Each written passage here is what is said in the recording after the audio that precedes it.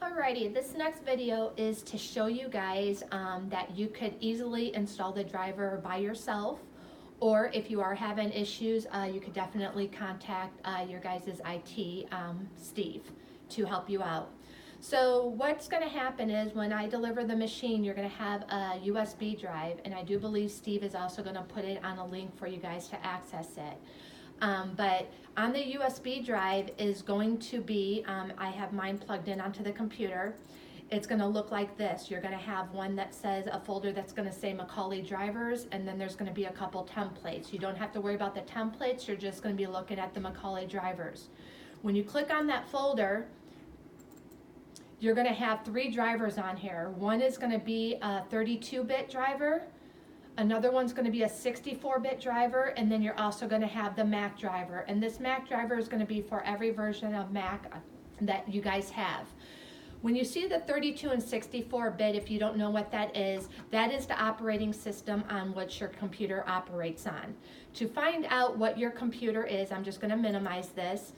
On the home screen, you just want to go to your PC. So on the bottom here, there's a manila envelope right here. And to the left, you'll see this PC.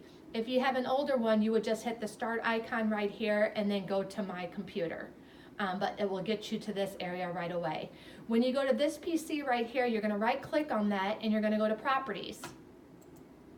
When the properties open up right here, the system type, it's going to tell you if it's a 64-bit or a 32-bit. So whatever that says, that's the driver that you want to download. So as you can see on mine is a 64-bit system.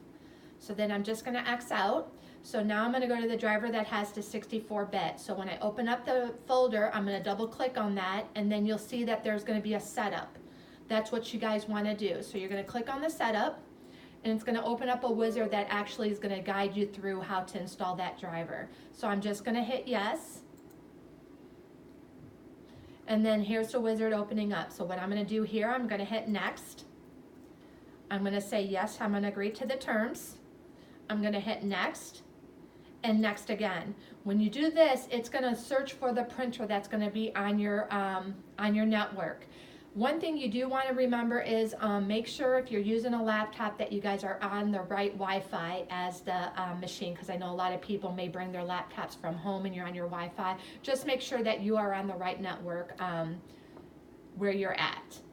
So it's searching. It's taking a little longer for me because I'm in my showroom and it's going to pull up a lot of devices for me. Okay, so for this specific one, I'm just going to choose the C475. Okay, so I'm going to highlight that, and you will just have one, but you're going to highlight it and then say next.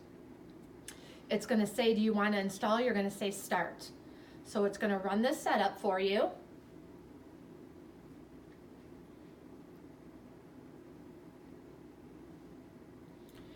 And you can make it your default if you want.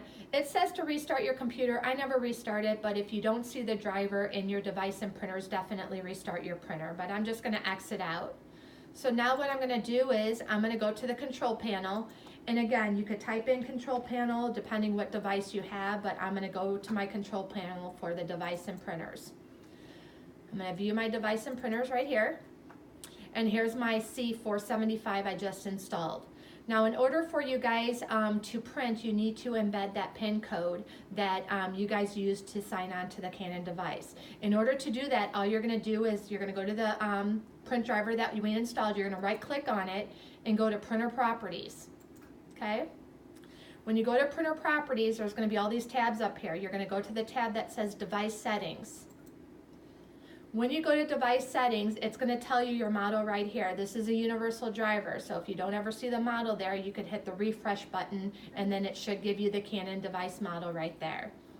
If you go to the bottom where it says set user information, it's ready check mark, but if you come over here to the settings, this is the username. This is what you're going to delete, and you're going to type in your code. Okay? All you're going to do is hit OK, and then once you're done with that, you're going to apply it. So then now, every time that you print to this device, it will not prompt you to put in a code. Your code is going to be embedded, so it is going to be tracked. On the color devices, a lot of people had asked to, because everything is defaulted to two-sided in color. So we could change that as well. Again, you would go to the print driver that you have, you're going to right-click on it, and you're going to go to Printer Properties. In Printer Properties, you're going to go to the Advanced tab right here. When you click on the Advanced tab, you'll see your printer defaults on the bottom here. You're going to click on that. Okay? So as you can see, out of the box, it's defaulted to two-sided in color, and since you guys are getting in charge, we want to change that. So I usually just change this to one-sided printing, and then your color mode you want to change to black and white. Once I do that, I'm going to hit apply, and then OK. So then anytime you guys print, it's always going to be defaulted to black, unless you specifically say you want color, then you would change it to color. All right, thank you. Bye.